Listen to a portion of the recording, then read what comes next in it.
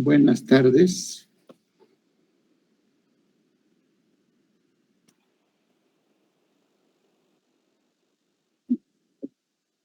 Buenas tardes. Estamos 27 estudiantes. ¿Qué ha pasado con el resto? Doctor, buenas tardes. Buenas tardes.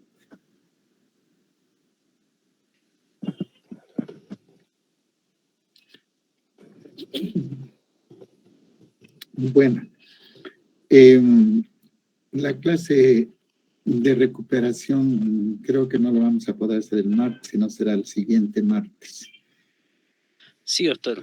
Este martes tenemos examen. Ya empezamos ya con los segundos exámenes de medicina interna 1 y me había olvidado el día que me llamó decirle eso. Entonces ya tenemos. ¿De qué tienes?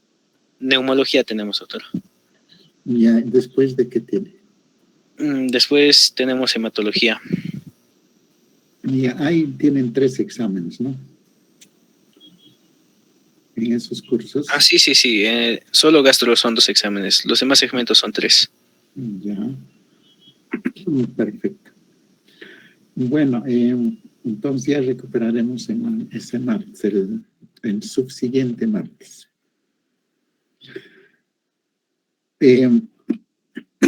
Les he mandado las notas, ya supongo que todos lo tienen. Si hubiera algún reclamo sobre la sumatoria o que piensen que tienen una nota mayor o menor tal vez, se inscriben con un delegado para que se los podamos mostrar vía Zoom, en vivo y en directo, pero eso se inscribe para básicamente citar a los alumnos que tienen algún reclamo.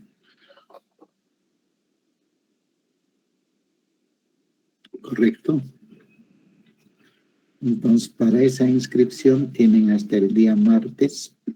El día martes el delegado presentará la lista de los que consideren que tienen algún reclamo.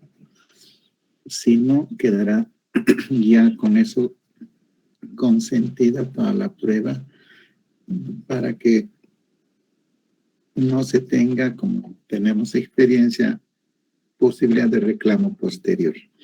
Entonces todavía tienen una ventana para que con los que consideren, no todos, porque si no hay, vamos a contar que si de su reclamo no es fundado, les vamos a disminuir un punto. ¿Estamos de acuerdo o no? ¿Aló? Sí, doctor. Muy bien, hasta el martes a las 12 de la noche entonces.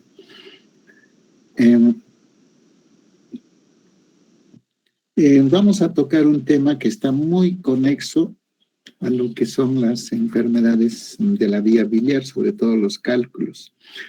Habíamos mencionado que los cálculos biliares tienen complicaciones.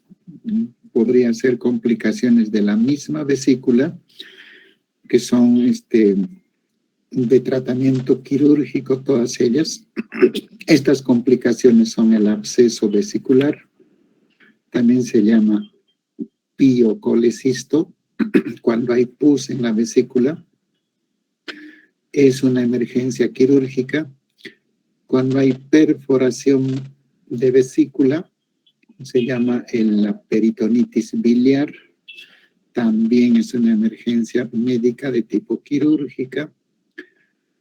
U otras, como por ejemplo el enfisema vesicular, cuando hay anaerobios, sobre todo infección por anaerobios, o cuando la vesícula está llena de un líquido inflamatorio. A eso se llama hidrocolecisto. Entonces, esas situaciones, cuando se presentan, son condiciones de cirugía de emergencia. Pero también tenemos otras complicaciones. Una de ellas es la colangitis aguda y la pancreatitis aguda. Esas dos básicamente son complicaciones de cálculos localizados en el conducto biliar, vale decir la coledocolitiasis. Y La presencia de una infección que es la colangitis aguda también se considera una emergencia médica, pero no es necesariamente quirúrgica. Hemos visto que con una terapia antibiótica adecuada y el uso de un procedimiento que se llama CEPRE, pueden tratarse adecuadamente estos pacientes. Y la otra complicación es la pancreatitis aguda. De hecho, tanto la colangitis como la pancreatitis, si bien es cierto, se consideran como complicaciones más frecuentes de la litiasis de la vía biliar, no exclusivamente están relacionadas a eso. La pancreatitis también puede producirse por otro tipo de etiología. Pero vamos a ver, por ejemplo, según este gráfico, que la gran mayoría de causas de pancreatitis aguda es la litiasis en el colédoco, o sea, en el conducto biliar. Una estadística extraída de la casuística que se presenta en el Hospital del Seguro, en el Hospital Adolfo Guevara, incluso encuentra 90% de asociación entre cálculos biliares y pancreatitis aguda. Entonces, eso hace ver la gran relación que existe entre los cálculos biliares con esta complicación.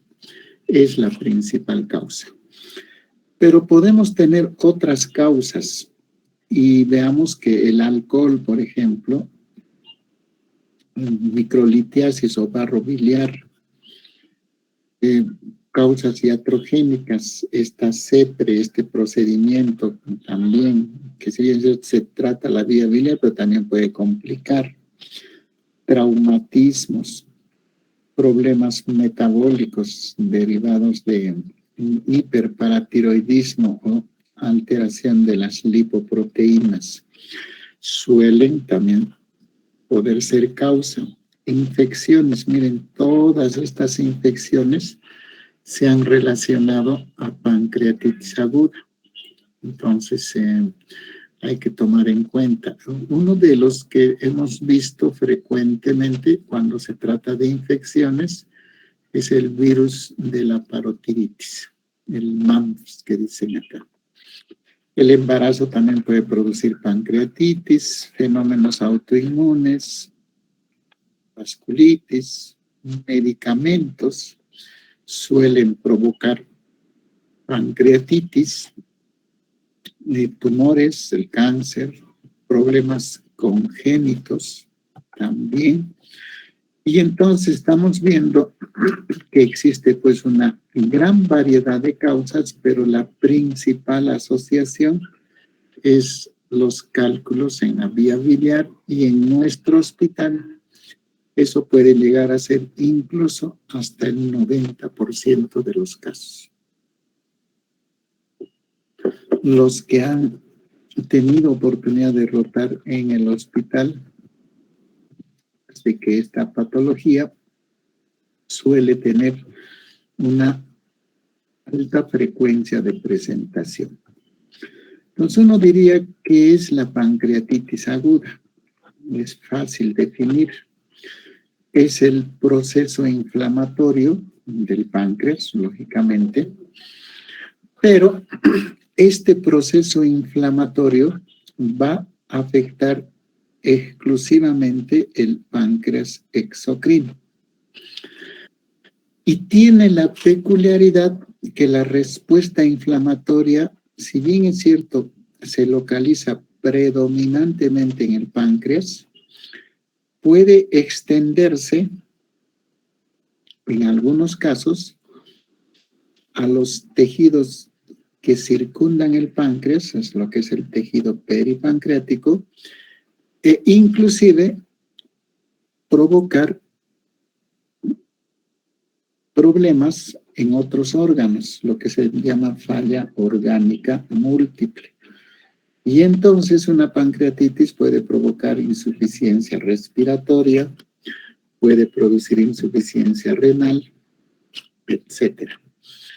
Entonces es una alteración compleja. No es pues solamente decir proceso inflamatorio del páncreas. No, es un proceso inflamatorio que afecta predominantemente el páncreas exocrino, pero que en ocasiones puede extenderse el proceso inflamatorio a tejidos alrededor del páncreas e incluso a órganos a distancia, pulmones, corazón, etc.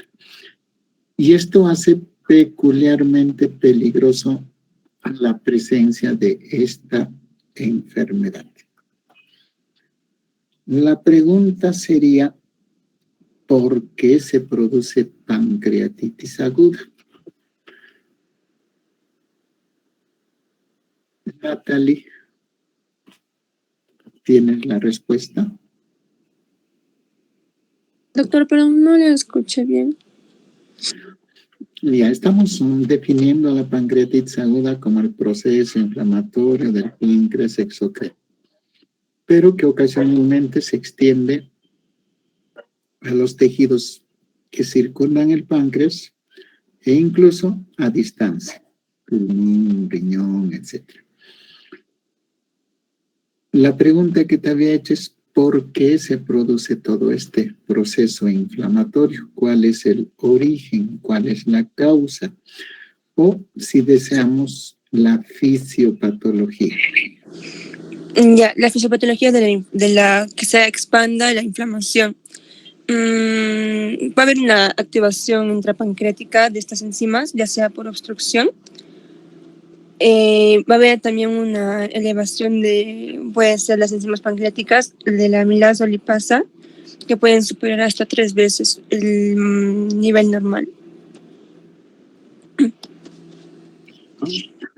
¿Y por qué hay esta inflamación del páncreas? ¿Qué tiene que haber en el páncreas para que se inflame ese páncreas?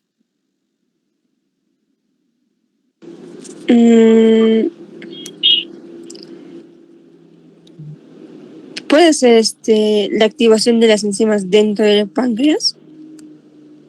Ya, perfecto. Entonces, un elemento crucial en el inicio de la respuesta inflamatoria es una condición que se llama autodigestión del tejido pancreático. Entonces, ¿qué significaría autodigestión, Natalie? ¿Qué entiendes por autodigestión?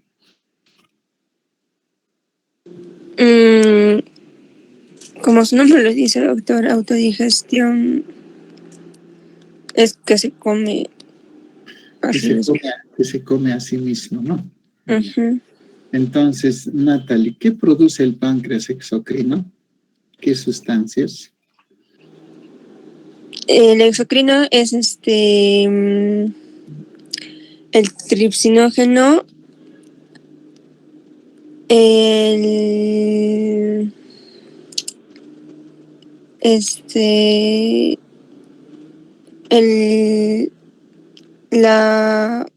está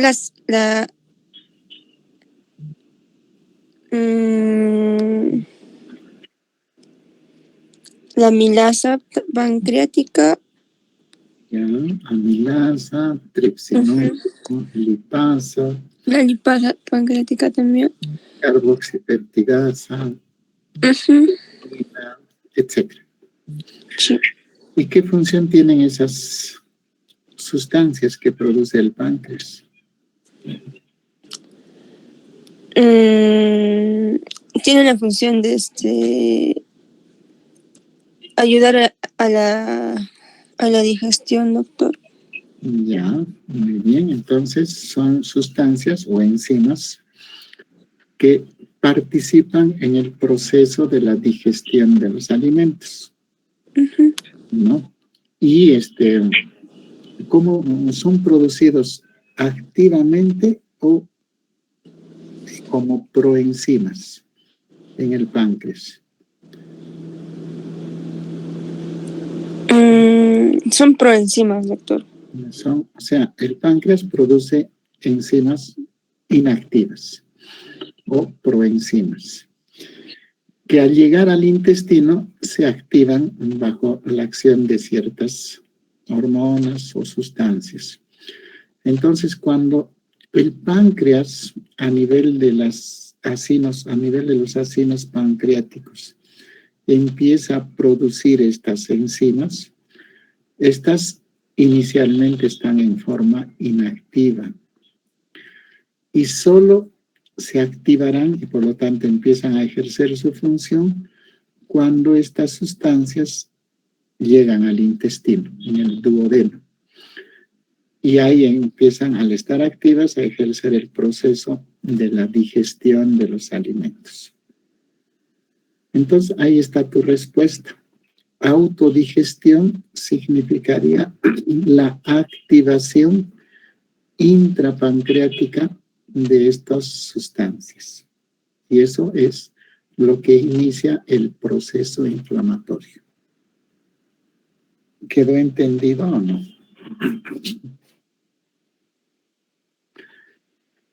Entonces, Sí, doctor. normalmente no deben activarse las enzimas en el páncreas, lo hacen en el duodeno. Pero en circunstancias en que ocurre esta enfermedad, se activan estas enzimas dentro de la glándula pancreática, en los acinos pancreáticos, y se ha demostrado que el elemento iniciador de toda esta activación de todas las enzimas que produce el páncreas es la activación del tripsinógeno.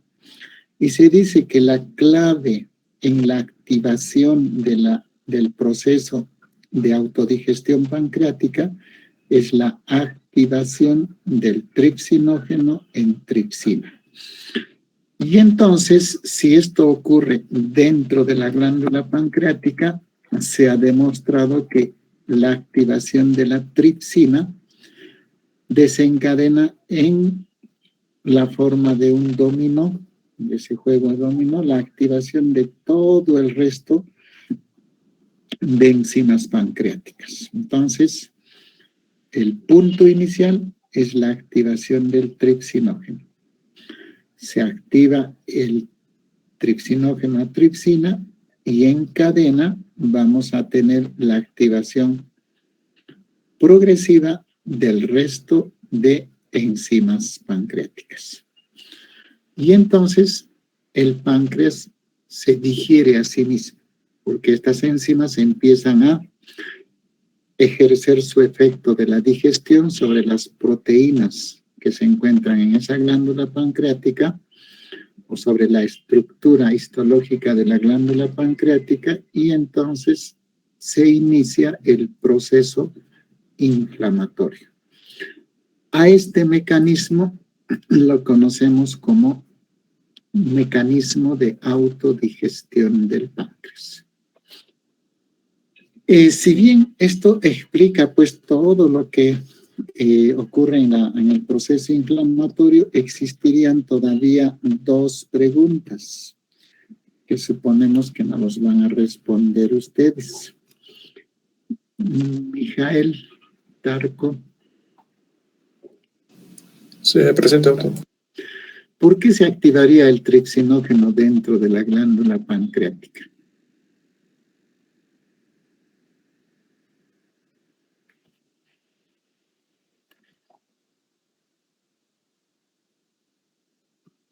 ¿Tienes alguna idea? No, doctor. Ya, estamos diciendo de que el elemento crucial es que el tripsinógeno se activa tripsina y esto en cadena activa el resto de las enzimas. La pregunta es, ¿y por qué el tripsinógeno se activa? ¿Alguien tiene la respuesta? Por obstrucción, doctor. A ver, Fedor, ¿obstrucción de dónde? Del conducto colecto. Las vías biliares. Ya, entonces, un poco que la explicación va a depender de la etiología, pero asumiendo que la principal causa es la etiología biliar, o sea, los cálculos, entonces se conoce que un cálculo, acá tienen un esquema que se enclava en el canal común, está en la salida hacia el duodeno, permite que la bilis que proviene del colédoco y que debiera salir a través de la ampolla de váter al duodeno, como encuentra una obstrucción, que sería la piedra, esta bilis refluye al conducto pancreático, al Wirsum. Y esta bilis que refluye al conducto de Wirsum es la que se cree que activa el tripsinógeno en tripsina. Entonces, lo que Fedor dice, la presencia de una obstrucción por el cálculo en el canal común hace que haya un reflujo biliar, y la explicación por la cual se activa el tripsinógeno dentro de la glándula pancreática es la presencia de esta bilis en el conducto pancreático. A esta teoría, todavía está en fase de teoría, se le conoce como teoría del canal común. Y probablemente eso es lo que ocurre. Pero eso es solo en la etiología biliar. Dependiendo de otras etiologías, esta activación de la tripsina se da por otros mecanismos. Por ejemplo, en el alcohol se ha considerado que el acetaldehído, es una sustancia tóxica dependiente del etanol, sería el elemento tóxico y el que induce obviamente el proceso inflamatorio. Y entonces, esta teoría del canal común solo explicaría la etiología biliar, pero que dicho sea de paso, es la gran mayoría de pacientes. Entonces, lo que ocurre en nuestros pacientes probablemente sea esto. Pero es necesario aclarar que dependiendo de la etiología, el mecanismo varía. En alcohol, por ejemplo, es el acetaldehído. En el iatrogénico, en el páncreas, por ejemplo, es la sustancia de contraste que muchas veces puede pasar al conducto pancreático. Y entonces, lo que les quiero decir, que la teoría del canal común es la principal teoría que explica, pero básicamente, el elemento etiológico biliar. Bien, entonces, es la obstrucción la que origina el reflujo biliar y esta bilis es la que activa el tripsinógeno. Y lo otro que quedaría pendiente a saber es por qué hay, en algunos casos, compromiso de órganos a distancia. Porque todo esto no se queda en inflamación del páncreas. En algunos casos, esto puede afectar otros órganos. Brian, tienes la respuesta. ¿Por qué el proceso inflamatorio en algunas ocasiones se extiende a otros órganos? Brian a la 1, Brian a las 2, Brian a las 3. Brian acaba de pasar a la lista negra. Aide a la 1, Aide a las 2. Presente, doctor. Ya, Aide. Por favor, ¿podría volver a repetir la pregunta? ¿Por qué en ocasiones este proceso inflamatorio que debería estar localizado solo en el páncreas, pero en algunos pacientes este proceso inflamatorio se extiende a otros órganos y provoca problemas renales, cardíacos, cerebrales, etc.?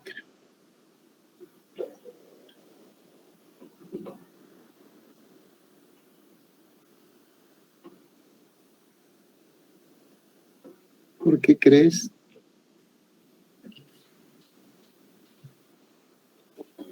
Aide se quedó paralizada, Aide. Ruth. Doctor, sería porque como va a haber una lesión en las células acinares por respeto al lo que va, ¿cómo le digo? Va a activar o estimular lo que son los macrófagos, y estos macrófagos van a producir las interleucinas y citocinas, y también van a desencadenar lo que son la infiltración de los leucocitos, y esto hace que el organismo presente el sistema de respuesta inflamatoria sistémica. Esto... Esa es la explicación. Generalmente, cuando hay un proceso inflamatorio, severo sobre todo, lo que se va produciendo son condiciones de necrosis. Ya el tejido pancreático se va autodigiriendo y se va necrosando. Y esto depende de la intensidad de la respuesta inflamatoria. Es decir, cuanto más intensa la respuesta inflamatoria, mayor probabilidad de isquemia. Y es esta isquemia la que va a permitir la liberación de mediadores inflamatorios hacia la sangre. Todo lo que quedaba anteriormente era estrictamente en el páncreas. Pero por fenómenos de isquemia en la glándula pancreática, que se da solo en casos de respuesta inflamatoria importante, se liberan hacia la circulación sanguínea estas sustancias: bradiquinina, interleuquina 1, 6, 8, factor de necrosis tumoral, factor activador de plaquetas. Y estas sustancias, al pasar a la circulación general, lógicamente pueden generar, donde se localicen, ya van al riñón, proceso de una respuesta inflamatoria a ese nivel, o en el corazón, o en el cerebro, o en el pulmón, etcétera, etcétera. Y entonces se va provocando lo que tu compañera ha dicho, una respuesta inflamatoria sistémica. Ya no es localizada en el páncreas. Y esto, un elemento importante, recuerden esto, es la isquemia, o necrosis, que se va produciendo en la glándula pancreática. Y solo en respuesta a condiciones de inflamación severa. Si la inflamación no alcanza ese grado de severidad, no ocurre esto. Y por lo tanto, la enfermedad se localiza solo en el páncreas. Y entonces, esto nos da lugar a determinar la existencia de dos tipos de pancreatitis. Una leve, en donde la respuesta inflamatoria solo se localiza en el páncreas, se denomina también a esto intersticial. Entonces, todo lo que hemos dicho, proceso inflamatorio estrictamente localizado en el páncreas, o la segunda forma, en donde ya hay el paso de estas sustancias de la reacción inflamatoria hacia la sangre, producto de isquemia y necrosis, y se convierte en una respuesta inflamatoria sistémica. Este tipo de pancreatitis le llamamos severa o grave. Y entonces es importante definir estas dos condiciones, porque el manejo del paciente con la forma leve será diferente al tratamiento del paciente con la forma grave. ¿Por qué es importante tener esta distinción? Porque la mortalidad lógicamente es menor en la forma leve, ¿no? Felizmente son la mayoría, ¿no? Y en la forma complicada, que son las graves, una mortalidad que puede llegar al 10%. En las no graves, en las leves, la mortalidad es menos del 1%. Entonces hay una gran diferencia en el pronóstico. Pero este cuadrito además nos dice pues que cuando encuentre una pancreatitis leve es lo más probable. En nuestro hospital la forma leve es aproximadamente el 90-95%. Y solo el 5 al 10% se comportan como grave.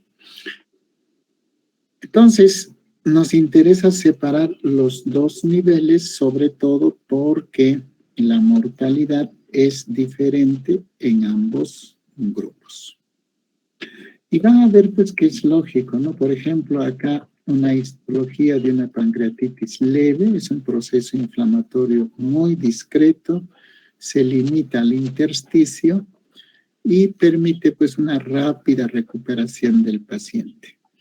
A diferencia de la grave, en donde hay necrosis extensa que compromete toda la glándula pancreática y en estos casos la muerte generalmente es mayor.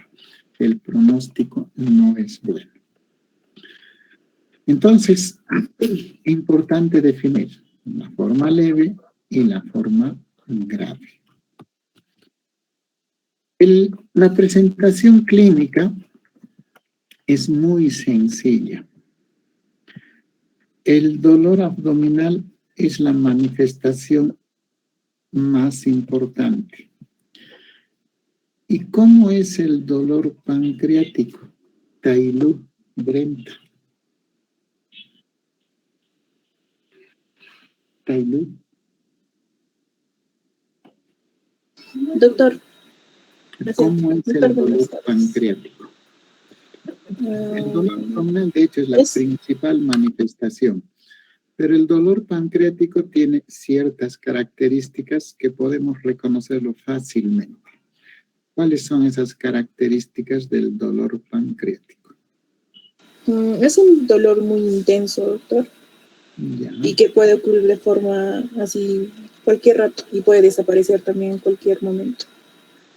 O sea, aparece en un minuto y a los 10 minutos. No, a pocos días, doctor. A los pocos días. Ya, estamos hablando, según Alicia Peca, a aparición brusca. L de localización, ¿dónde se localiza?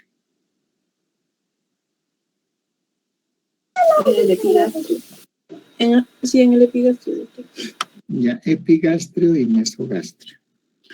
Y de intensidad, ¿cómo es la intensidad?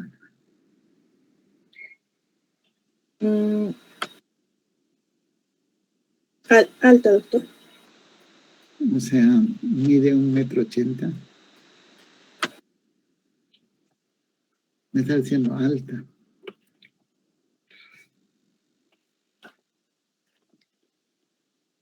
Les había enseñado que medir la intensidad a veces nos puede hacer objetivo en decir 1/10, 2/10, 7/10, 10/10.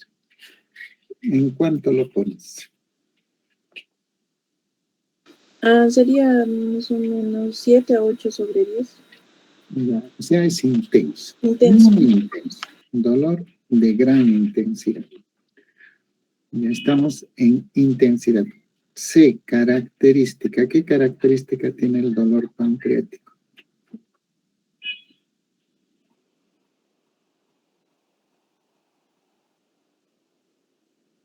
Cólico, urente, opresivo, lancinante o punzada.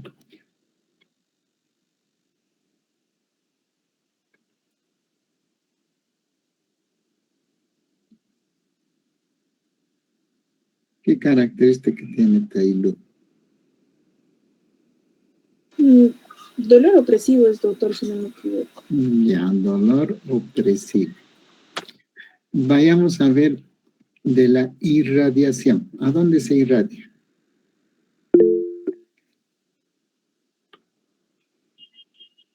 Diego, quiere hablar Diego. Disculpe, doctor, en lo que respecta a la pancreatitis aguda, ¿vendría a ser ese dolor irradiado a la espalda que se le asocia, ¿qué cosa dice? Como dolor en cinturón? Ya, perfecto. Esa sería la irradiación característica. Asociación. ¿A qué se asocia? ¿Qué síntomas se acompañan del dolor?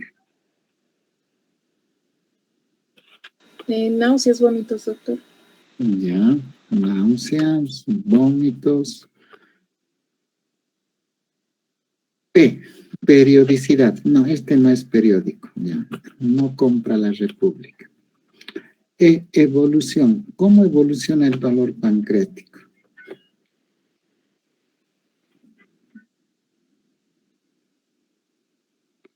Es progresivo. Empieza y poco a poco va aumentando. C, concomitancia. ¿Qué concomitancia podría tener? Está implícito, pues, ¿cuál es su causa más importante, Tailú, de la pancreatitis aguda?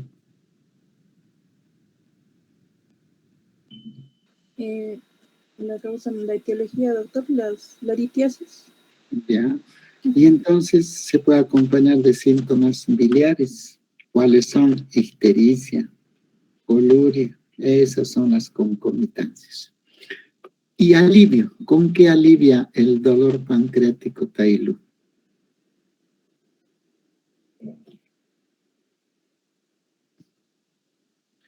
¿Cómo está? ¿En qué posición está tu paciente? Es sentado, doctor. Está flexionando el tronco, ¿no? Esa posición logra calmar al paciente. Y cuando está echadito, dicen adquiere la posición fetal. Las rodillas pegaditas al pecho, bien dobladito el paciente. Entonces, ese es el dolor pancreático. Inicio súbito, localizado en epigastrio, mesogastrio, de gran intensidad, irradiado al dorso en forma de cinturón. Se asocia a náuseas, vómitos habitualmente. Es progresivo y alivia con la posición. Cuando uno encuentra esas características y un paciente trae el dolor abdominal agudo, la probabilidad de que sea una pancreatitis aguda es alta. Entonces, es fácil pensar, ¿no? No es difícil. Entonces, la forma de presentación es sobre todo con el dolor abdominal y esta tiene sus características pancreáticas. Y el síndrome que denominaría sería abdomen agudo. Entonces, cuando lleguen a la emergencia en un hospital y los vean a ese tipo de pacientes, tiene esas características, sospechen en pancreatitis aguda. Algunos detalles que se pueden dar, sobre todo en pacientes, son la distensión abdominal. Estos pacientes empiezan a retener líquido, aire en el intestino, y eso provoca distensión. Y cuando es grave la enfermedad, pueden haber signos de hemorragia retroperitoneal, que son el signo de Gray-Turner y el signo de Cullen. El de Gray-Turner es esto, la equimosis en los flancos. Y el Cullen es esto, la equimosis periumbilical. Estos dos signos, sobre todo en pancreatitis graves severas. En los leves habitualmente no encontramos, salvo la manifestación de dolor. Cuando queremos diagnosticar pancreatitis aguda, tenemos que basarnos en 3 condiciones. Uno es el cuadro clínico, ya descrito. Obviamente, cuando uno encuentra esa clínica, es muy posible diagnosticar pancreatitis aguda. Lo malo para el médico es que solo el 70% de los pacientes tienen esa clínica típica, característica del libro. Un 30% puede venir con otras manifestaciones y empieza ahí la posibilidad de confusión en cuanto al diagnóstico. Y entonces, cuando ocurre eso, requerimos emplear otros métodos diagnósticos. Y acá vamos a preguntarles cuáles serían esos otros métodos diagnósticos. Cusi Coilur.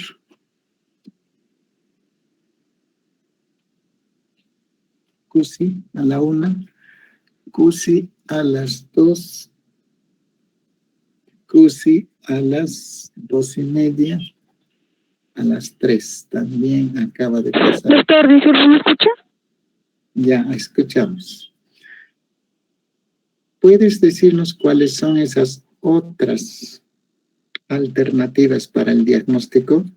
La clínica es útil, pero no todos lo presentan como tal, entonces nos lleva a confusión. Tenemos que recurrir a exámenes auxiliares. ¿Cuáles son esos exámenes auxiliares?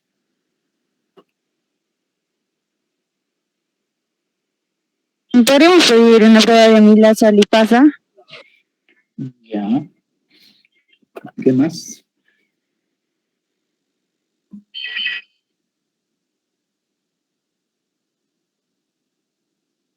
Una ecografía. Ya. ¿Algo más?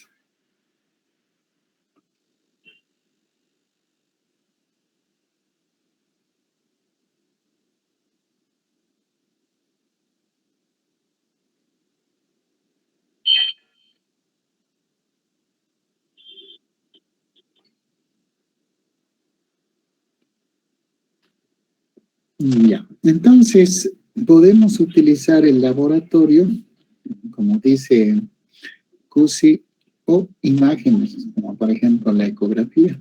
Pero vamos a ver qué tan útiles son esas pruebas. En el laboratorio disponemos de una serie de alternativas diagnósticas, ¿no? La elastasa, el tripsinógeno.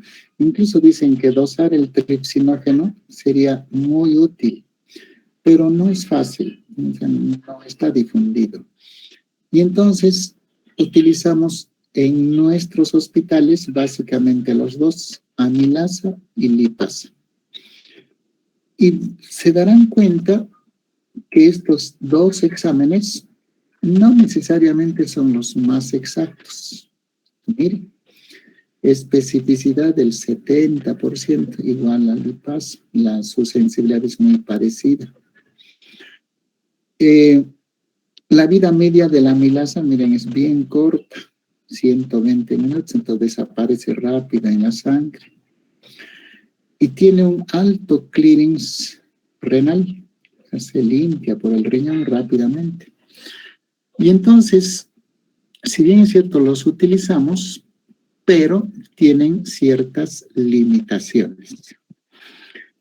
Y para salvar estas limitaciones, según un consenso mundial que se llama Consenso de Atlanta,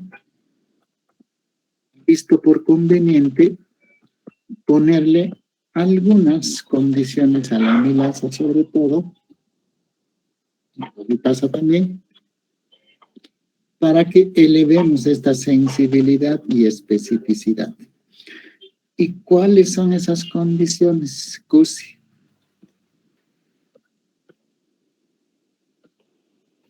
¿Cuáles serían esas condiciones? Cusi.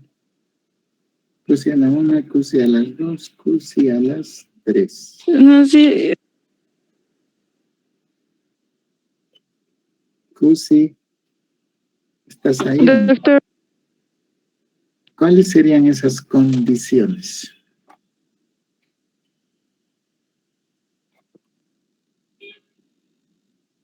Parece que tiene problemas vuestra compañera. Janet Lilia. Presente, doctor. Entonces, habíamos dicho que amilasa y lipasa son frecuentemente utilizados, ¿ya? Correcto, pero no necesariamente son exactos. tienen sensibilidad baja, especificidad baja, que llega al 70%, tienen una vida media corta, su aclaramiento renal es alto. Entonces, no son pues las mejores pruebas que podamos disponer, pero a pesar de eso lo utilizamos. Pero para mejorar su sensibilidad y especificidad según los criterios del Consenso de Atlanta, que es un consenso mundial de pancreatitis aguda, tenemos que ponerles condiciones a la amilasa para que podamos tener mayor confiabilidad. ¿Cuáles son esas condiciones?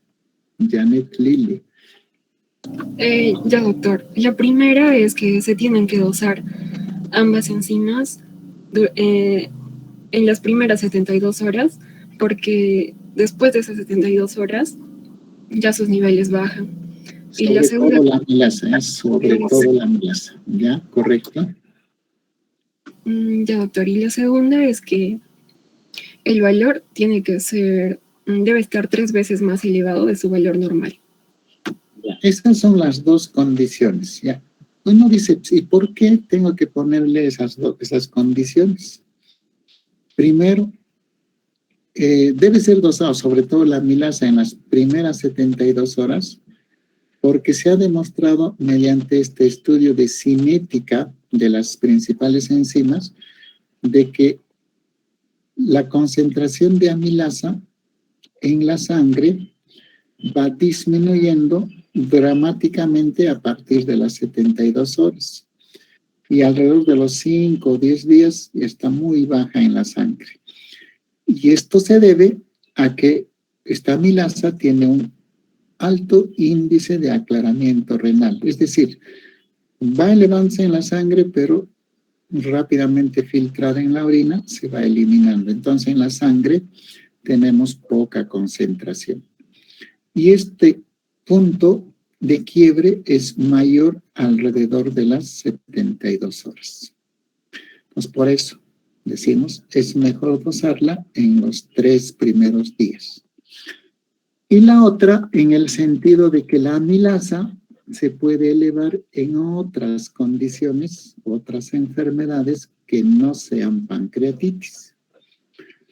Y entonces, por ejemplo, vean, en parotiditis se eleva, en perforación de vísceras se eleva, en insuficiencia renal se eleva. Entonces, tenemos otras causas diferentes a pancreatitis que se elevan también, o que elevan la amilasa, pero las observaciones de los estudios han visto que en estas otras que no son pancreatitis, la elevación no es significativa, a diferencia de lo que sí ocurre en la pancreatitis, que es una elevación significativa.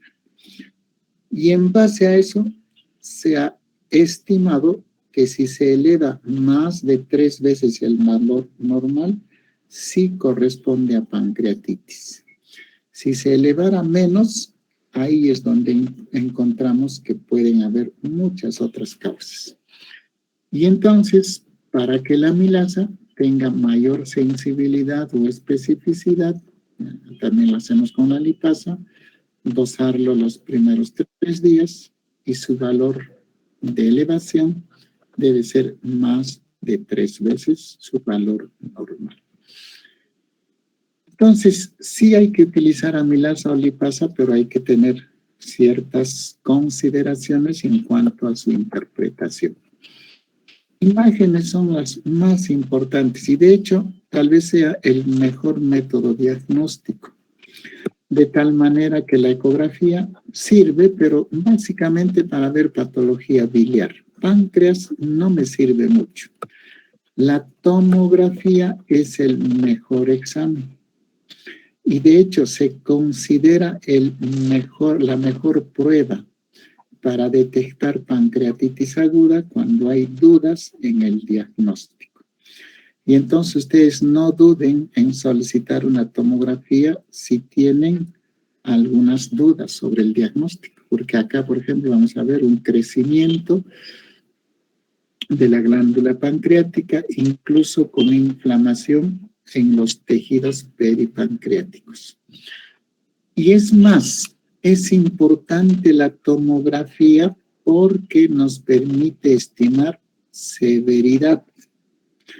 ¿Recuerdan al principio cuando dije que esas sustancias que pasan a la sangre, que se llaman bradiquinina, interleuquinas, factor de necrosis tumoral, etcétera, se producen en necrosis, en situaciones de necrosis, isquemia y necrosis? La tomografía me permite apreciar si hay necrosis. Y entonces, la tomografía, además de ser el mejor método diagnóstico, también es el mejor método para estimar la severidad de la enfermedad. Y de hecho, si yo quiero estimar qué tan grave es la pancreatitis, habitualmente recurro a la tomografía, porque será la única modalidad que me permite detectar si hay o no necrosis pancreática. Pero ojo, cuidado con la necrosis. La necrosis no se produce inmediatamente. Demora también un tiempo. Si es que un paciente desarrolla necrosis por enfermedad grave, esto se presenta recién a las 48 o 72 horas. Entonces, si yo tomo una tomografía precozmente, podría no detectar la necrosis todavía. Entonces, si uno quiere estimar severidad para ver necrosis, es mejor esperar o repetir la tomografía si ustedes quisieran 3 días después, porque ahí sí vamos a poder apreciar si hay necrosis, estas características. Bien, entonces la clínica es fundamental, el dolor es importante, a veces podemos equivocarnos, el laboratorio, la amilasa y la lipasa son útiles, pero ya sabemos qué condiciones debemos poner para que tengamos más credibilidad y llegamos a la tomografía como el mejor método diagnóstico y que además nos permite establecer la severidad de la enfermedad. Entonces, para establecer la severidad, la tomografía es el mejor método. Y a esto lo llamamos criterios de Baltasar.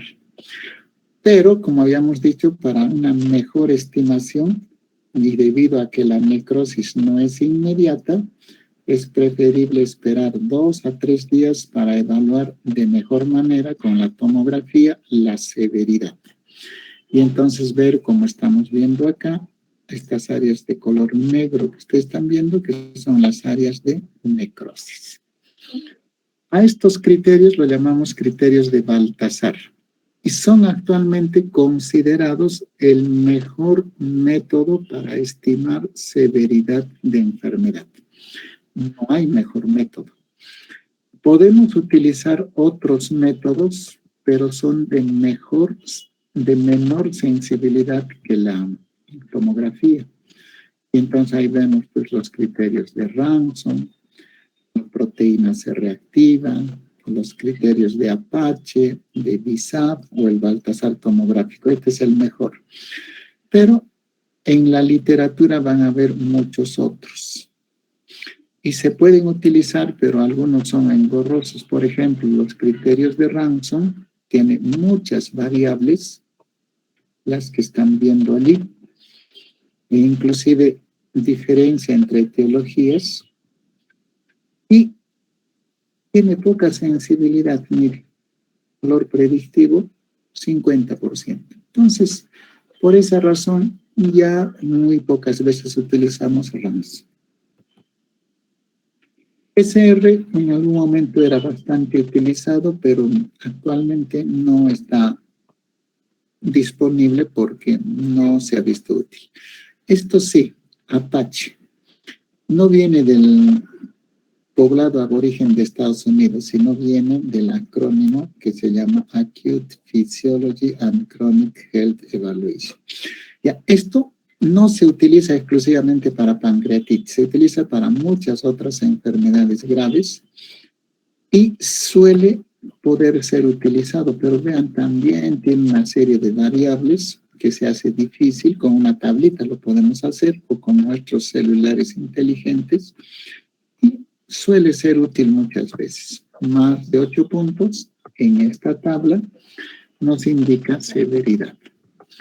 Y hay una escala más sencilla, BISAP, pero no es tan específica, ¿no? Entonces, utiliza 5 variables, miren: el nitrógeno ureico sanguíneo, la presencia de CIRS, alteración del estado mental medido por la escala de Glasgow, edad y la presencia o no de derrame. 3 de estas puede indicar severidad, pero no es tan específica ni sensible. Y entonces llegamos pues a que la tomografía hasta el momento sigue siendo el mejor indicador de severidad. Es importante definir cuándo un paciente va a ir a una forma leve o grave, porque el manejo va a ser diferenciado. El grave se irá a una unidad de cuidados intensivos por las múltiples complicaciones que presenta. El leve generalmente se va a una unidad común de hospitalización. Y entonces, ya cuando es grave, cuando ustedes detecten a un paciente de ese tipo, ya tienen que referirle inmediatamente a una unidad especializada de cuidados intensivos. Y de hecho, eso es lo que ocurre en nuestro hospital. Algunos tips que tenemos que dar siempre en el tratamiento. El aporte hemodinámico, o sea, el volumen de líquido, es importante. Se dice que a estos pacientes debemos reponer agresivamente el volumen, o sea, altos niveles de volumen por día, 4 a 6 litros. Y esto se ha visto que previene necrosis. Entonces hay que darle una hidratación enérgica a estos pacientes. Hay que tratar el dolor, y habitualmente lo conseguimos con metamizol, que eso es lo que más utilizamos en el hospital, aunque también pueden utilizarse AINES y a veces incluso opiáceos, pero el manejar el dolor es un dato importante. Prevenir infecciones sí es útil, pero solo se aconseja si hay necrosis infectada. Entonces, solamente en ese contexto se dará antibióticos. Y para demostrar si hay necrosis infectada, hay que hacer una punción y cultivo de ese líquido obtenido de una punción pancreática. Si no, no se aconseja. Y también es importante el aporte nutricional. Muchas veces, sobre todo a los pacientes graves, tenemos que asegurarles una nutrición temprana, colocándole una sonda de nutrición al yeyuno. Se llama sonda nasoenteral. Y esto nos permite nutrir desde los primeros momentos al paciente. Endoscopía, solo si hubiera asociación a colangitis. Y la cirugía, solo si hubiera absceso pancreático. Acá una palabra sola sobre la cirugía. Generalmente ya se opera al paciente cuando no haya otra opción. Y el no encontrar esa opción significa que haya absceso pancreático o complicaciones como sangrado y a veces perforación de vísceras conexas, del duodeno sobre todo. Bien, si tuvieran alguna pregunta hasta acá sobre pancreatitis aguda. Doctor, ¿nos podría comentar un poco, por favor, acerca de los criterios de Baltasar? Ya, los criterios de Baltasar son básicamente dependientes de tomografía. Estos criterios de Baltasar se basan en la presencia o no de necrosis, que es el indicador fundamental de severidad. Y para establecer necrosis, la tomografía debe ser de 48 o 72 horas después de haberse iniciado el cuadro. y lo establece en 5 niveles: Baltasar A, Baltasar B, Baltasar C, Baltasar D y Baltasar E.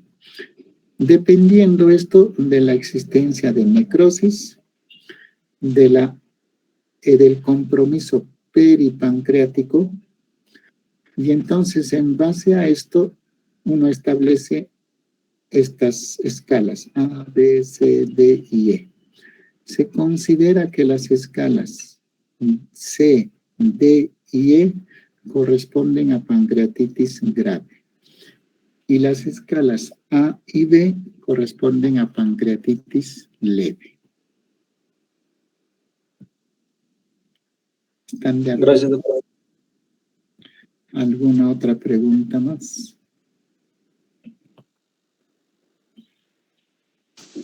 Doctor, ¿y los criterios de Atlanta, esto les va a clasificar con lo que es falla orgánica? Y doctor, los pacientes que presentan falla orgánica también tendrían que estar con lo que es el CIRS. El CIRS, claro. Atlanta considera otra clasificación. Yo les he puesto grave y leve para que más o menos se acuerden fácilmente. En Atlanta tenemos 3 formas de severidad. La leve, que eso sí se mantiene como tal. La grave también. Y hay una intermedia que se llama moderadamente grave. Y entonces eso a veces a todos los estudiantes los hace confundir un poquito. ¿Ya? Entonces, eso es lo que clasifica Atlanta. En leve, moderadamente grave y grave. Las diferencias entre el moderadamente grave y grave son sutiles. Van a ver que en la moderadamente grave hay falla de órgano, pero que revierte rápidamente al tratamiento inicial. En cambio, en la grave hay falla de órganos, pero que no revierte al tratamiento inicial. Entonces, eso se va viendo en la evolución. También la clasificación de Atlanta, justamente por la presencia de falla orgánica, recomienda el uso de una escala que se llama la escala de Graham. Y la escala de Graham en pancreatitis aguda establece la necesidad o no de tener falla orgánica como un indicador de severidad. Entonces ahí utiliza el indicador PAFI, ustedes saben, presión arterial sobre fracción inspiratoria, y los datos renales, sobre todo urea creatinina. Y en base a eso, según Graham, si es que hay falla de al menos un órgano, ya lo consideramos por lo menos moderadamente grave. Entonces, no es tan sencillo, pero no les quería tanto confundir con esto, porque si no se me van a hacer un chocolateo de ideas y que no van a poder ni atar ni desatar. Es mejor grave y leve, que es la clasificación más sencilla que existe. ¿Cómo lo establezco? Por tomografía. ¿A través de qué método? Baltasar. Si no dispongo de tomografía, puedo utilizar otros métodos, el Apache sobre todo, o alternativamente el VISA. Esa más o menos sería la respuesta.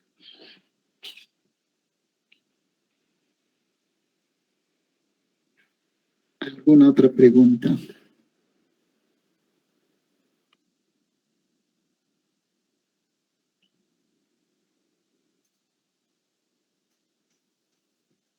¿Ninguna? ¿Quedó entendido todo? Sí. Bien, tocamos también, y bueno, adelantamos mejor la clase de recuperación. El tema de pancreatitis es un tema corto, de crónica me refiero, pero vamos a ir adelantando sobre lo que son los tumores de la vía biliar. Todos estos tumores en realidad son de presentación no frecuente, más son patología quirúrgica. Probablemente cuando ustedes hagan su curso de cirugía van a estudiar con más profundidad, pero acá darles algunos tópicos importantes. Existe un grupo de cánceres o tumores que afectan la vía biliar común, que es el colédoco. A esto se le llama colangiocarcinoma. Entonces, significa que el colangiocarcinoma es el tumor que afecta fundamentalmente el conducto biliar principal, o sea, colédoco. Y ese se llama, vuelvo a repetir, colangiocarcinoma. Existe otro tumor por vecindad, y este es importante, que afecta el páncreas en su porción cefálica, que se llama carcinoma de cabeza de páncreas. Y finalmente un tumor que afecta la ampolla de Baker. Ese tumor se llama ampuloma. Y entonces, esos tres tumores, colangiocarcinoma, carcinoma de cabeza de páncreas o ampuloma, los tres tienen síntomas muy parecidos. Y por esa razón se le han venido a denominar en forma común tumores de la confluencia biliopancreática. ¿Cuáles son los tumores de la confluencia biliopancreática? Jonathan.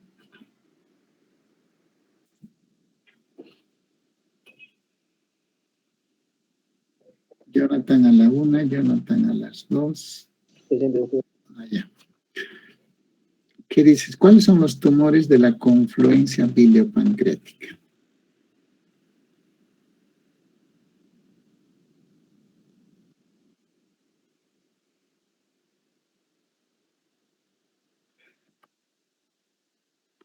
¿Recuerdas o no? ¿No podría ser un carcinoma de páncreas, de la cabeza de páncreas? Ya, 1. Después.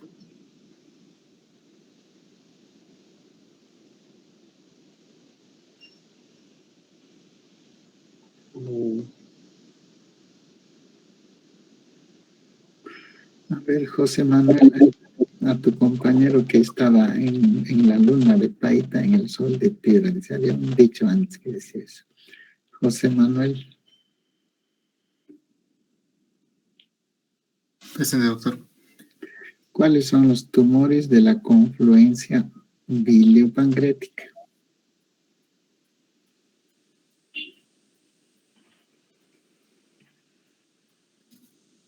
Bueno, como dijo mi compañero, es un carcinoma de la cabeza de páncreas. Ya. También tumores de la ampolla de Baker. Ya, que se llama ampuloma. Ampuloma, ya. Y el otro, tercero.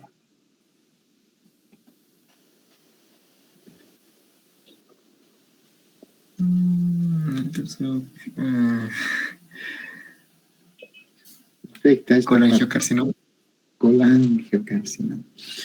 Entonces, los tres tumores tienen presentación clínica muy parecida. Es decir, a veces es difícil diferenciarlos entre los tres porque la forma de presentación clínica habitual es el de una ictericia o síndrome ictérico de tipo colestásico. Es decir, hay una obstrucción biliar. Y entonces uno diría, ¿cómo es la ictericia de tipo obstructiva o colestásica? Brian, ¿estás allí? Vamos a darle una opción, si no definitivamente pasará a la lista negra. Sí, doctor, estoy aquí. ¿Cómo es la ictericia obstructiva o colestásica?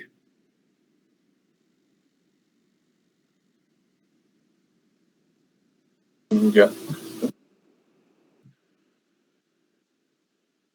Eso pertenecía a las icteris. forma como no.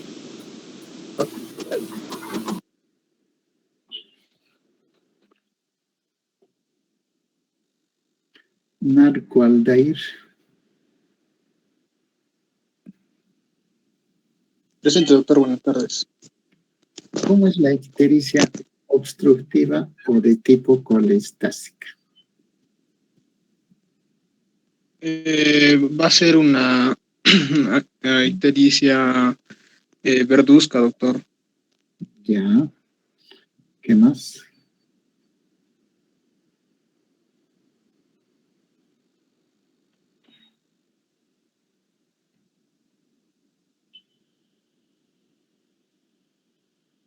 ¿Algo más?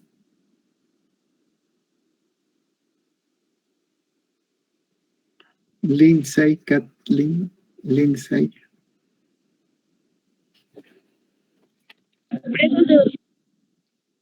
¿Cómo sería la ictericia obstructiva? Ya, bueno, tu compañero ha dado uno, que se llama ictericia de tonalidad verduzca, o se llama ictericia verdínica también. ¿Algo más?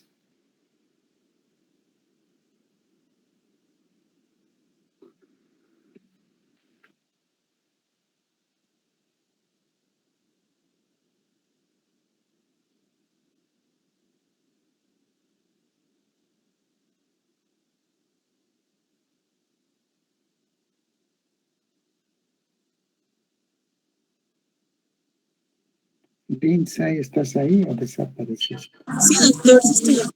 Ah, ya.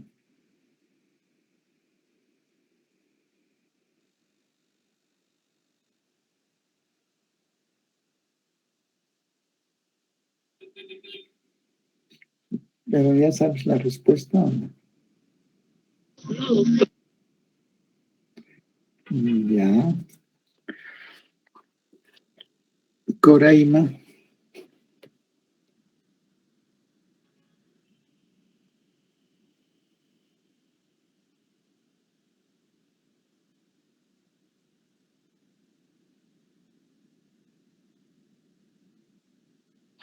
Coraima la 1, Coraima las 2, Coraima las 3. ¿Estás Coraima o no? También estará en la lista negra. Y hay varios en la lista negra, no sé qué vamos a hacer. Diana.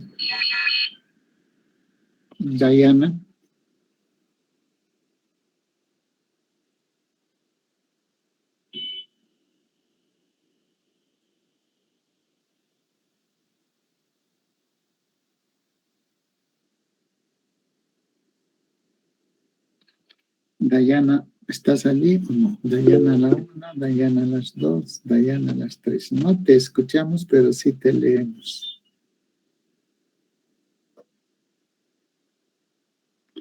Jessica.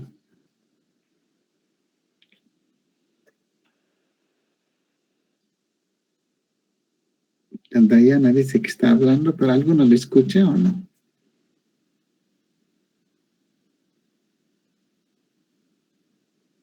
¿Aló? ¿Aló? ¿Aló? ¿Están allí? Ya. Jessica. Jessica a la 1, Jessica a las 2, Jessica a las 3. Otra persona a la lista negra. Wendy. Doctor, buenas tardes, que Wendy. Ya, Wendy Ángela. Ya, doctor.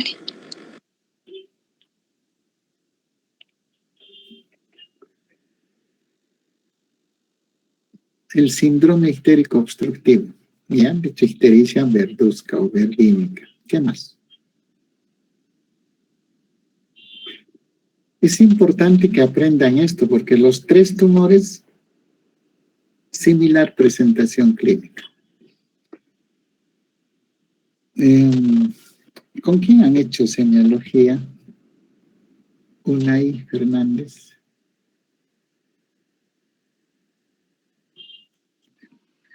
Doctor. ¿Con quién hiciste semiología? ¿Qué docente? Con la doctora Yolanda. Ya le llamaré diciendo que tus alumnos, especialmente Unai, no se acuerdan, salvo que sí te acuerdes. A ver, Unai. Voy a repetir la pregunta, doctor. Lo peor es que no saben ni cuál es la pregunta. ¿Qué hacemos? A ver, Wendy, Ángela, dile cuál es la pregunta.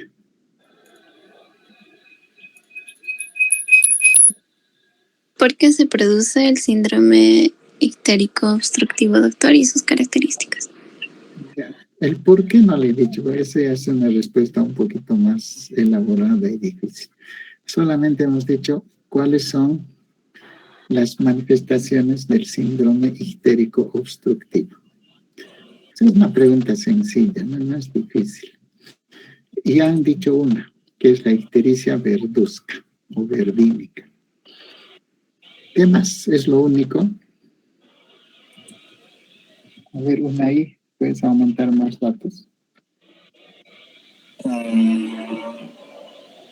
Con respecto al síndrome histérico obstructivo, también podríamos tener la coluria, doctor. Ya, ¿qué más? También podríamos ver la acolia. Ya, ¿qué más? Manifestaciones generales como fiebre o vómitos. Ya lo estás malogrando. Esos dos principalmente, doctor, cuando se trata de ictericia, ¿no? ¿Ves la diapositiva o no? Sí, doctor. Ya. A ver, léenos. El 90% de pacientes se presentan con ictericia de tipo colestásico. Tenemos dolor abdominal leve, pérdida de peso, anorexia, malestar, debilidad, prurito. Ya, ese es el más importante. Ictericia, coluria, hipocolia, prurito. Son situaciones que suelen darse, además de las que ha leído tu compañero, en un síndrome ictérico obstructivo. Y esa forma de manifestación clínica es muy similar para los 3 tipos de tumor. Van a existir diferencias, vamos a enfatizar las diferencias, pero eso es lo más característico. Y entonces, cuando un paciente se presenta con ese síndrome ictérico, una de las posibilidades es pensar que pueda tener un tumor de la confluencia biliopancreática, sea el colangiocarcinoma, sea el ampuloma o el tumor que afecta la cabeza del páncreas. Entonces, clínica similar. ¿Cuál es la clínica similar? El síndrome ictérico de tipo obstructivo o colestásico, y que se caracteriza por ictericia de tipo verdínico, coluria, hipocolia, prurito, y hay, lógicamente, malestar general, astenia, hiporexia, para haber vómitos, pero lo principal es lo primero que les había dicho. Y entonces, ¿cómo vamos a hacer la diferenciación entre cada uno de estos cánceres? Entonces, vayamos a ver, pues, describir cada uno de estos. Primero, el colangiocarcinoma. Cuando decimos colangiocarcinoma, nos estamos refiriendo al tumor que afectan los conductos biliares, no la vesícula. Hay que excluir la vesícula. Todos los tumores que afectan los conductos biliares. Y sabemos que existen conductos biliares intrahepáticos, son los pequeños conductos biliares intrahepáticos, o los grandes conductos biliares extrahepáticos. Pues en función a esta anatomía, conocemos un colangiocarcinoma intrahepático, el que afectará los pequeños conductos biliares dentro del hígado, o el colangiocarcinoma extrahepático, que es el que afectará los grandes conductos extrahepáticos, ¿no? Hepático derecho, hepático izquierdo, hepático común y finalmente colédoco. A todo ello que afecta esa extensa zona se llama colangiocarcinoma extrahepático. ¿Cuál de los dos tumores es más frecuente, Sofía?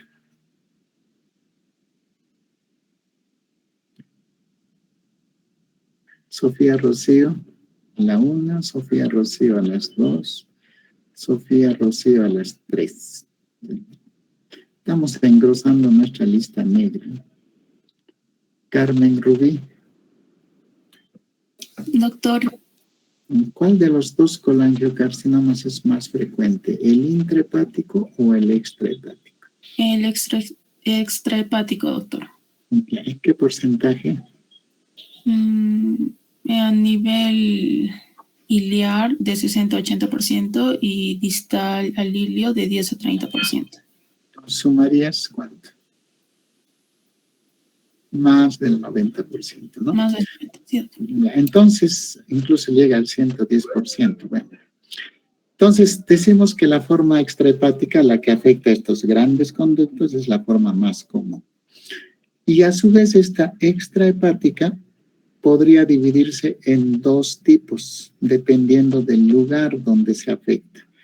Si se afecta el ilio, a nivel del ilio hepático, esta zona, se le conoce como colangiocarcinoma iliar y universalmente conocido porque Klatskin, un cirujano del siglo anterior, lo describió en unas publicaciones que él hace y por esa razón se le conoce como tumor de Klatskin. Es aquel que afecta las vías biliares a nivel del ilio hepático. Entonces vale decir hepático común o los dos hepáticos, derecho o izquierdo. O un colangiocarcinoma distal que afecte el colédoco, desde que se forma hasta su llegada en la ampolla de Vater. A esa forma se le conoce como distal. De los dos, ¿cuál es el más frecuente? Noelia Wendy. De los dos extrahepáticos.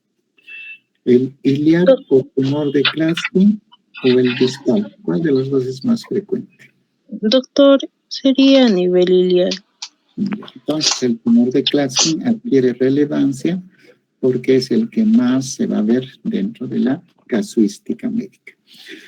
Y entonces, decimos que el tumor de Klatskin es aquel que afecta el conducto hepático, el hepático derecho o el hepático izquierdo.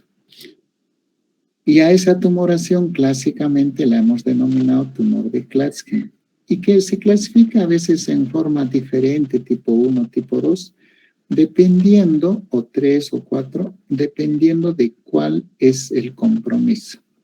Por ejemplo, si solo afecta el hepático, se le conoce como tipo 1. 2 es el hepático y la confluencia. 3, el hepático, confluencia y el hepático derecho. 3B, lo mismo, pero solo comprometiendo el hepático izquierdo. Y el 4, comprometiendo todo, ¿no? Hepático común, confluencia y los dos hepáticos, derecho e izquierdo. Esta clasificación la van a encontrar en los textos como clasificación de Bismuth-Corleone.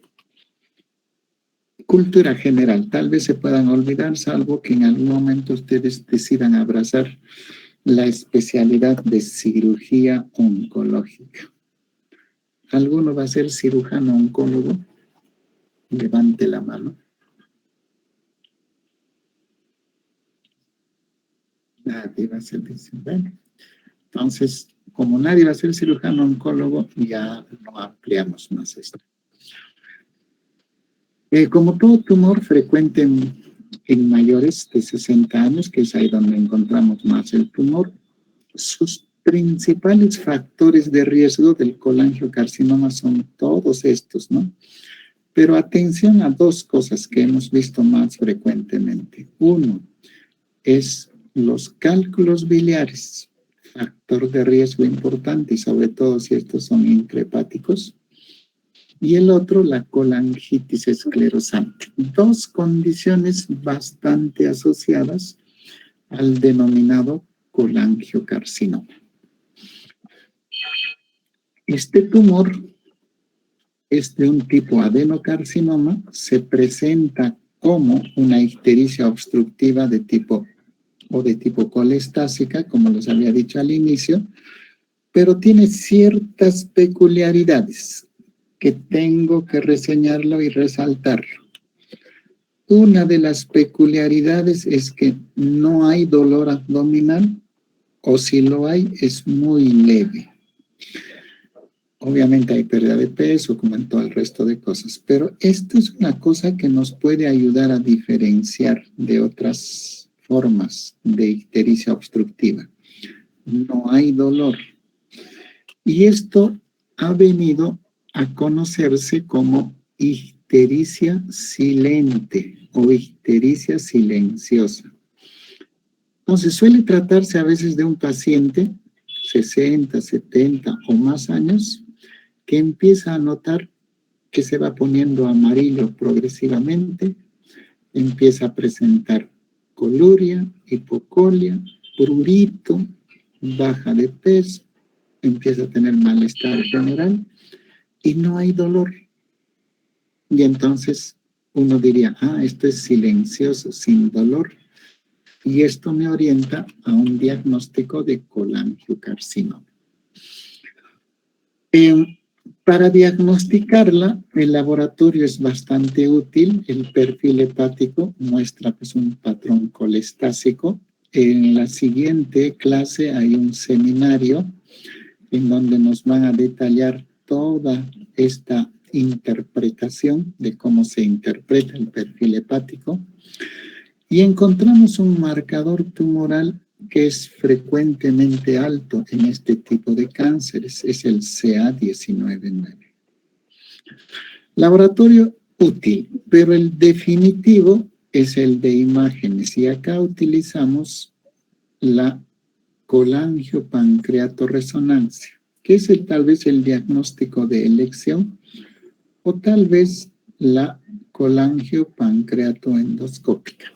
Entonces, las dos son las que más utilizamos para el diagnóstico. Entonces, vean en la resonancia, este es el conducto biliar y acá está el estrechamiento. Está tomando el hepático común y la confluencia de los dos hepáticos. Y entonces esto nos da orientación a un tumor de Klatsky.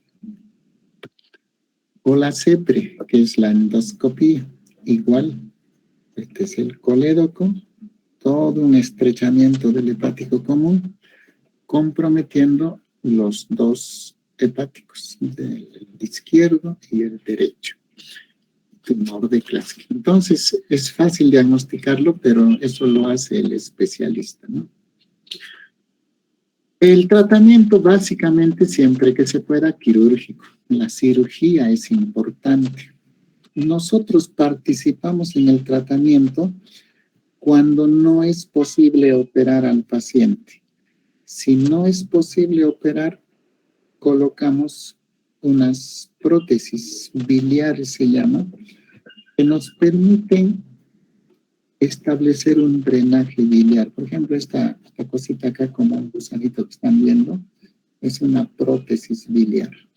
Entonces, eso permite aliviar la obstrucción, pero no cura el tumor. Entonces, muchas veces eso es lo que llegamos a hacer porque el pronóstico es malo en estos casos, ¿no? Por lo tardío de la detección.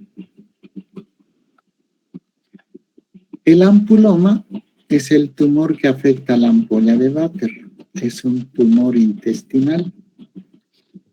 Y como tal, su manifestación clínica es muy similar, ¿no? Ya habíamos dicho que es de una obstrucción biliar. Pero acá sí podríamos tener alguna diferencia que es importante resaltarla con respecto a lo anterior. Y la diferencia es sobre todo que en el ampuloma podemos encontrar sangrado crónico.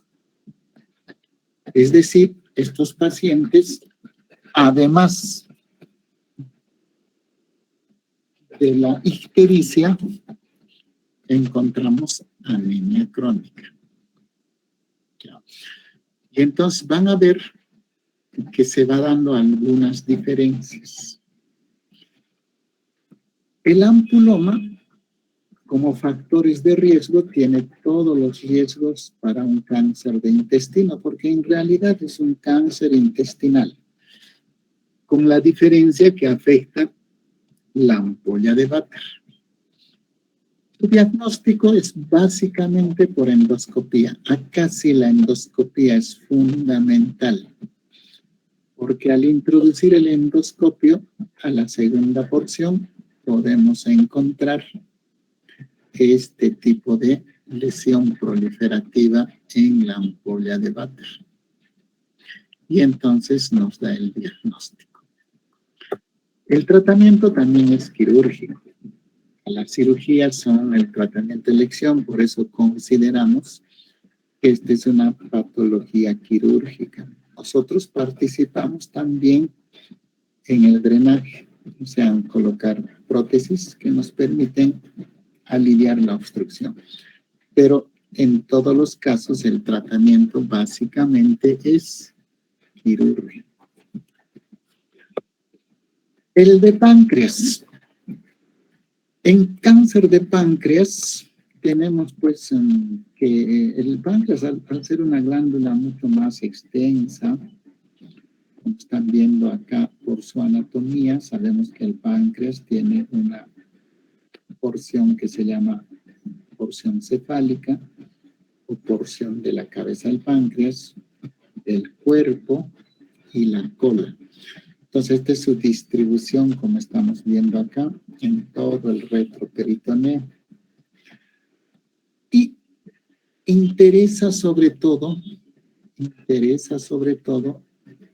encontrar en la cabeza del páncreas una asociación anatómica. Julia Inés. Presente, doctor. ¿Cuál es esta asociación anatómica de interés, sobre todo en la cabeza del páncreas?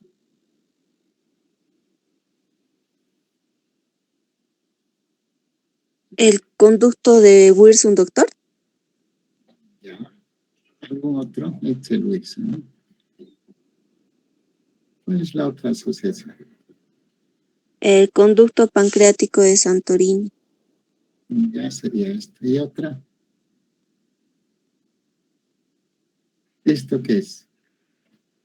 Ese es el colédoco. Ya, entonces ustedes saben por anatomía que una porción del colédoco tiene un trayecto intrapancreático. Y este trayecto intrapancreático es sobre todo en la porción cefálica, en la cabeza del páncreas. ¿Correcto? Y entonces un tumor que afecte la cabeza del páncreas comprometerá el conducto biliar, ¿sí o no, Julia? Sí, doctor. Obviamente crece el tumor, ¿no? Y lo va a comprometer finalmente. Y entonces, cuando hablamos de localización de tumores en la cabeza del páncreas, la gran mayoría se localiza en la cabeza, menos en el cuerpo y en la cola, con menor frecuencia. Y como la gran mayoría se localiza en la cabeza del páncreas, ¿cómo será su manifestación clínica del tumor de cabeza de páncreas?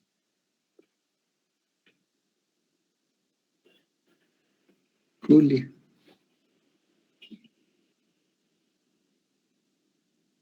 Julia Inés. Sí, doctor. Habría ictericia, dolor abdominal y baja de peso. Ya, entonces estamos hablando que el cuadro de ictericia obstructiva es similar a todo lo que anteriormente habíamos estado hablando. O sea, no hay diferencias. Es una ictericia verdínica, icoluria, hipocolia, prurito, todo, baja de peso, igualito. Pero la gran diferencia se da que en el tumor de cabeza de páncreas hay dolor abdominal crónico. Y este dolor es lo que nos da mucha relación cuando hay ictericia obstructiva al dolor. Y el dolor obviamente es de tipo pancreático. Y entonces van viendo pues, las diferencias, ¿no? El colangiocarcinoma, miren, silencioso, sin dolor abdominal. El de cabeza de páncreas, sí, sumamente asociado a dolor abdominal crónico y sobre todo de origen pancreático, es dolor intenso, severo.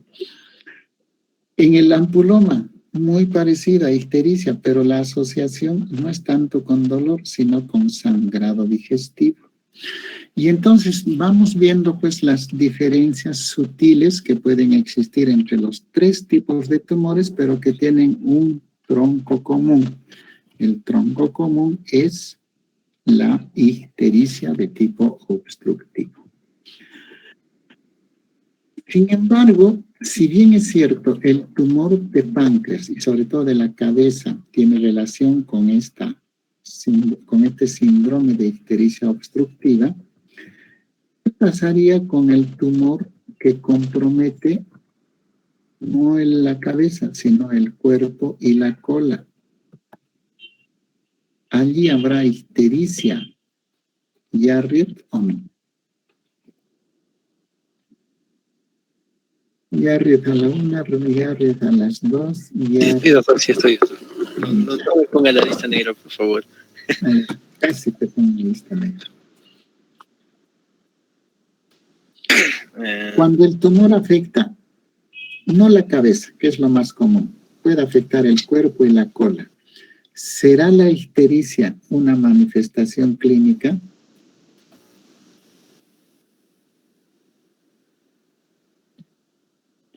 ¿Qué dices, Yarret? Se la va a poner fácil, ¿ya? Sabemos que el tumor de cabeza de páncreas produce ictericia, una obstrucción biliar, porque su crecimiento, por relación anatómica, es que compromete el tumor que aparece en esta parte del páncreas. Al final de cuentas va a comprometer el conducto biliar, el coleto. Pero ese es cuando el tumor crece acá. Pero ¿qué pasa si el tumor crece acá, en el cuerpo o en la cola? Creo que no habría ictericia, doctor. No hay ictericia. Muy bien.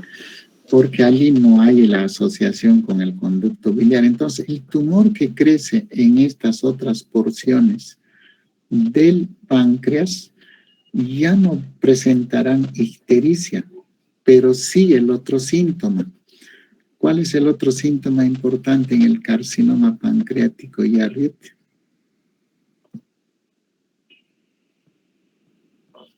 El dolor, pues les había dicho, justamente eso del dolor. Entonces, cuando no compromete la cabeza, los tumores de estas otras localizaciones se presentan muchas veces solo con dolor abdominal crónico. De hecho, cuando ustedes encuentren a un paciente con dolor abdominal crónico persistente que no responde a ningún tratamiento, sospechen en carcinoma pancreático.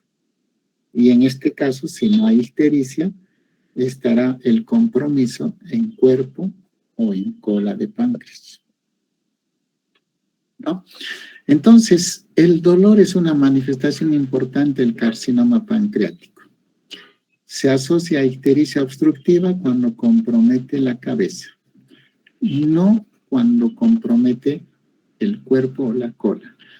Entonces, cuando compromete el cuerpo y la cola, el dolor abdominal suele ser la manifestación más importante, sin ictericia por supuesto, y a veces se presenta síntomas de hipertensión portal.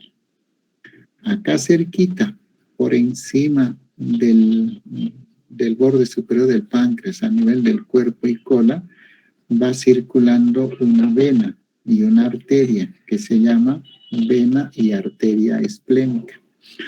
Y entonces puede infiltrar el crecimiento tumoral en la vena esplénica y ocasionar un síndrome de hipertensión portal, que esa es otra cosa que se puede observar, aparte del dolor, en los tumores de cuerpo y colon pancreática. Bien, entonces, ¿cómo diagnostico tumoración en el páncreas? Sea en la cabeza, sea en el cuerpo, sea en la cola. Cusi, ¿cómo diagnosticarías cáncer de páncreas?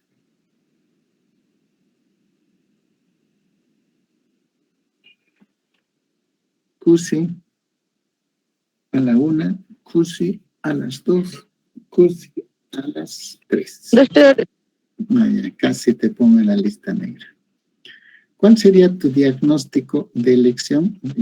Tienes a un paciente, reúne los criterios y dices, puede tener carcinoma de páncreas. ¿Qué examen pedirías?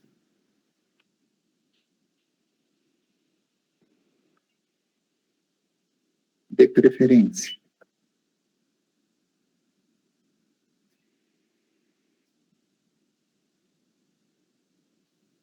Cusi, ¿estás ahí o te has retirado? sí, ¿Qué examen pedirías de preferencia?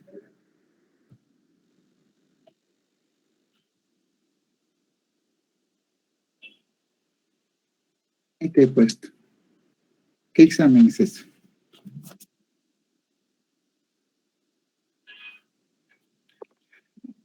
Tomografía. una tomografía abdominal, doctor.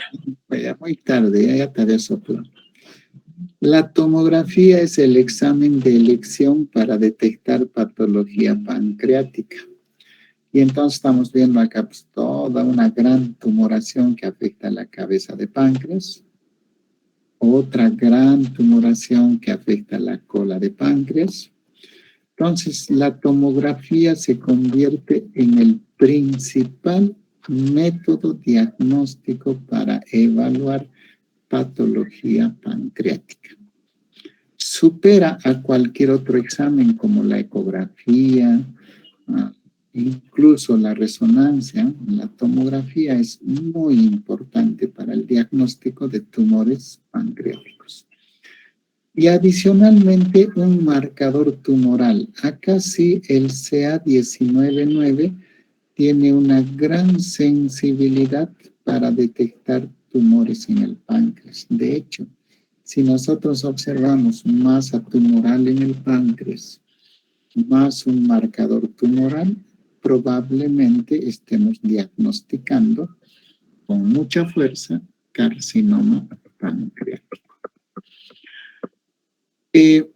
¿Cuáles son los factores de riesgo para cáncer de páncreas? Miren, hay bastantes factores de riesgo, pero dos son los más importantes: el varón y ser fumador. Entonces, no fumen. Cuando estén nerviosos, no fumen porque pueden tener cáncer de páncreas a tardar. Y estos dos se han considerado los dos factores de riesgo más importantes. Hay otros más, pero yo quiero resaltar sobre todo en estos dos. En el examen vendrá pues todos estos, ¿no? Ustedes dan, por ejemplo, la fibrosis quística, la anemia perniciosa, etcétera, también son factores de riesgo, pero los más importantes, sexo masculino y el ser fumador del tabaco. José Manuel, ¿cuál será el tratamiento del carcinoma pancreático?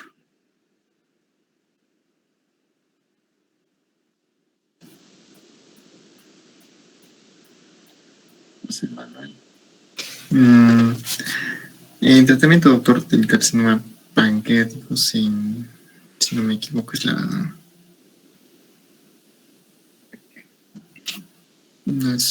cirugía. Cirugía. ¿Recuerdan que yo les había dicho? Todas estas patologías neoplásicas corresponden a patología quirúrgica. Es decir, el tratamiento finalmente es cirugía. Todo lo que nosotros hagamos es detectar el tumor, si fuera posible, hacer el diagnóstico, y remitirlo rápidamente al cirujano oncólogo, porque es el que finalmente va a resolver el problema. Si no lo pudiera resolver, podemos utilizar las terapias paliativas, quimioterapia, radioterapia, o la terapia que hacemos de drenaje de vía biliar, colocando esos dispositivos que llamamos prótesis biliar, pero que no curan la enfermedad. Todas estas son cualquiera de las tres: ampuloma, colangiocarcinoma o cáncer de páncreas, de tratamiento quirúrgico. De no poder ser operados, obviamente nosotros recurrimos a otras formas de tratamiento. Y la cirugía es una cirugía media compleja, no es una cirugía sencilla. Cuando hagan el curso de cirugía, van a ver pues este nombrecito. Se llama operación de Whipple. Es una cirugía de alta complejidad. Solo por operar, muchas veces los pacientes se mueren. Consiste en la resección, miren, de la vía biliar, de parte del páncreas, del duodeno, pues todo eso sale afuera y se hace una reconstrucción un poquito compleja, como ustedes están viendo acá. Esta cirugía se llama cirugía y operación de Whipple. Recuérdenlo cuando empiecen a hacer el curso de cirugía. Bien, ¿alguna pregunta, duda?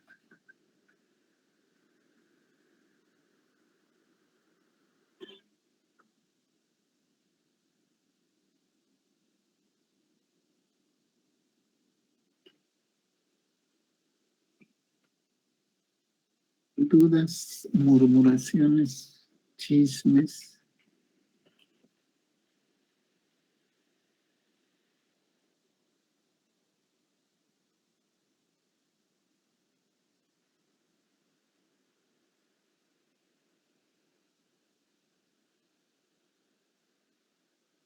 No, no siempre. Mira, tengan en cuenta que el marcador tumoral es un apoyo diagnóstico. No siempre es positivo, aún así tenga cáncer el páncreas. Entonces, no confíen mucho. Para carcinomas, las imágenes son insuperables. Entonces, cuando se eleva y ustedes lo encuentran alto, un gran apoyo importante, ¿no?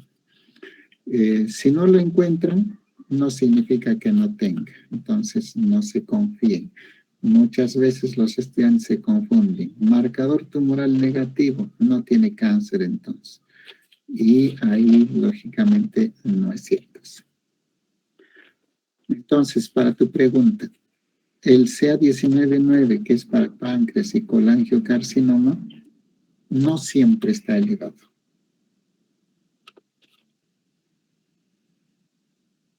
¿Alguna otra pregunta más? Bien, si no hubiera ninguna pregunta, Ruth, ¿qué querías preguntar? Sobre el cáncer de páncreas, usted mencionó, doctor, que el síntoma principal es el dolor abdominal. ¿Este dolor abdominal se va a irradiar o va a tener las mismas características de dolor que una pancreatitis aguda? ¿O... Generalmente son parecidos, ¿no? Puede tener esa irradiación en cinturón, etc.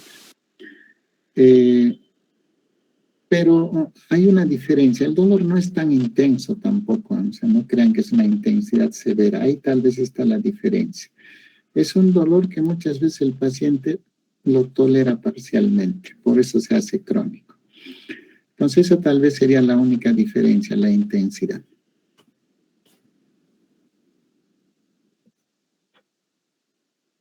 ¿Alguna otra pregunta? Bien, si no hubiera ninguna pregunta, que pasen, no ustedes, sino para vuestras mamás un bonito día de la madre. Tienen que festejarles, ¿eh?